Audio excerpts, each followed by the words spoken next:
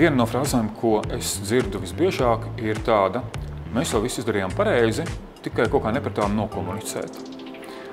Par šo un daudzām citām lietām mēs runāsim seminārā Strateģiskā komunikācija, par to, kā vadītājiem labāk saprast komunikācijas mehānismus, saprast to, ko var deleģēt komunikācijas komandām, ko tomēr viņiem kā vadības komandai ir jādara pašiem, un kādi ir tie mehānismi, kā vienas organizācijas, kuras mums liekas tādas tik vienkāršas, precīzas, labi saprotamas, komunicē lietas, un mēs viņas saprotam, savukārt citas dara varbūt tikpat labas lietas, bet rada tādu iespaidu, ka mēs īsti nesaprotam, kādēļ viņi to dara, kāpēc viņiem tas viss ir tik smagi un kādēļ viņus pavada varbūt reizēm skandāli, nesaprašanās, neveiksmīga komunikācija.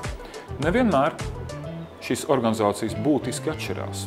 Reizēm tā atšķirība ir tajā, kā organizācijas komunicē. Šīs lietas nav mistērija, raķešu zinātne vai kaut kas, ko nevarētu arī vadības komandas saprast un lietot. To, kā to izdarīt, par to mēs runāsim seminārā, kas ir domāts vairāk vadības komandām, seminārā Strateģiskā komunikācija.